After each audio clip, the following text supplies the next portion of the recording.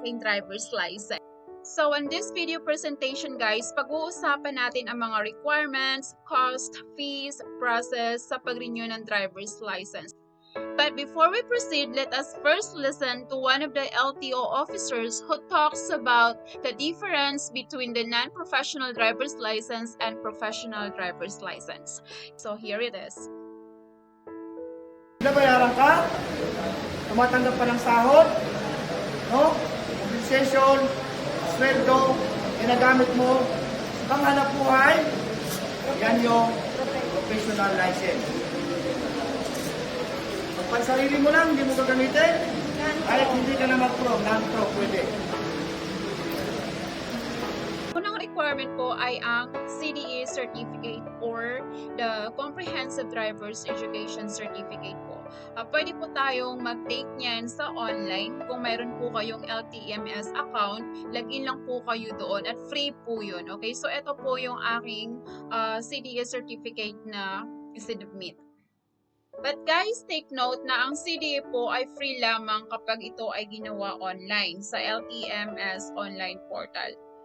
At meron na pong bayad kapag sa LTO accredited driving schools. Okay, nagre-range po siya ng from 1,000 pesos to 3,000 pesos. Pangalawang requirement ay ang medical certificate. Remember guys, na pwede lamang po tayo magpa-medical sa mga accredited medical clinics and registered physicians ng LTO. So, ito po yung driver's medical evaluation na binigay ng clinic kung saan ako nagpa-medical. Ayan. So, after po tayong i-examine ng ating physician, ayan, ibibigay na po sa atin yung medical certificate for driver's license, yung result po ng medical news. So, yung mga ginawa lang naman po sa akin, visual test, auditory test, tapos yung height, weight, blood pressure, mga ganun po. At yung bayad po ay 450. So, yung medical clinic na yun is located lang po sa LTO compound, Pasay City branch po. Pangatlong requirement ay ang ADL form or the Application for Driver's License form. Dapat po fully accomplished application form. So this is the Application for Driver's License form. Ayan, so i-fill out nyo lang. Pang-apat na requirement, original driver's license. So yung old or yung expired driver's license nyo, dalhin nyo po yun. So, ikalimang requirement po ay original and one photocopy of government-issued ID like SSS unit card, PRC license ID, postal identity card, passport. Ngayon naman guys, pag-usapan natin ang driver's license renewal fees. Okay, so fee for driver's license, 585 pesos po for 10-year validity na po yan. And then penalty, syempre kapag regular fee, walang penalty yan.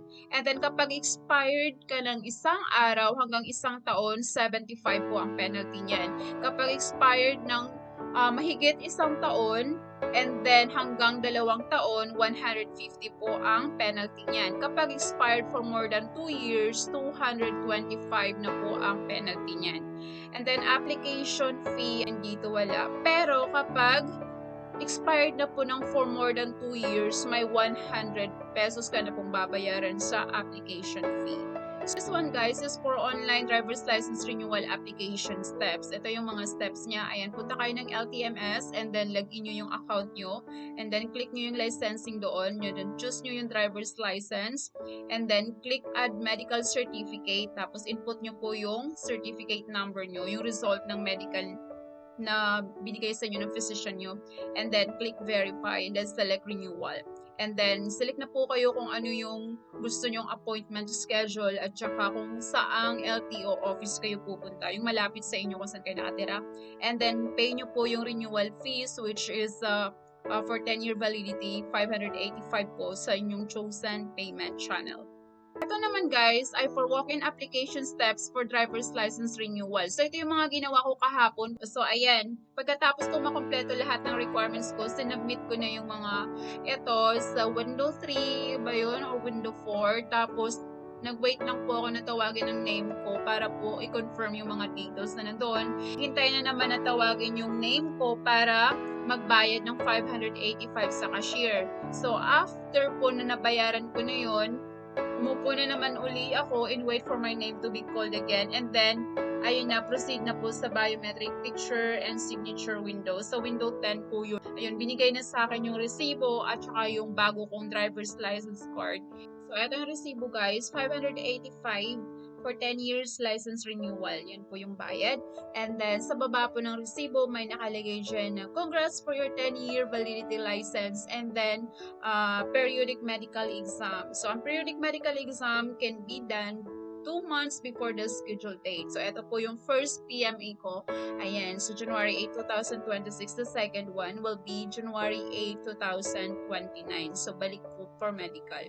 Ayan guys, so I'm so happy na meron na akong 10 years na driver's license. So, hindi na tayo pabalik-balik sa LTO para mag-renew every 5 years o yung dati pa every 3 years, di ba?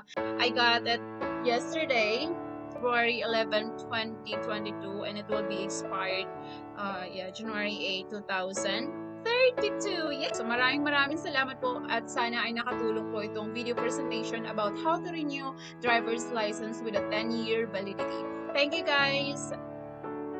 Para alam nyo, sino yung mga nag-practical driving? Sino yung mga matatagal ng may license? Nung nagsasalita yung mga instructor doon sa driving school, malalaman ko ngayon, yung mga nakikinig nag-theoretical, yung nag-student, sige, sagot. Ang ginagawa. Okay, ano?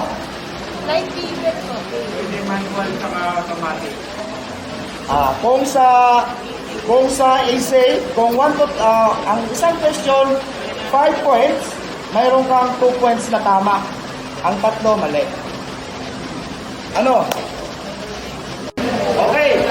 Tutulungan ko kayo para madagdagan niyo yung kalaman niyo, ha?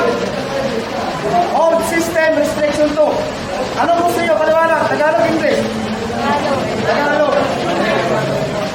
Ang restriction 2, ito ay para sa mga sasakyan, hindi na private. Ito ay para sa mga sasakyan na ang kabuuang timbang hindi lalagpas sa 4,500 kilograms. Pwede kang magmaniho ng manual, pwede kang magmaniho ng matic. Yan yung saktong paliwanag. Ay, binabayaran ka? Tumatanggap pa ng sahod? No? Compensation, sweldo, ginagamit mo, panghanap buhay, yan yung professional license. Pag pansarili mo lang, hindi mo gagamitin, kahit hindi ka na mag-pro, non-pro, pwede. Yan. Maraming hindi nakakalam yan. Pro at non-pro.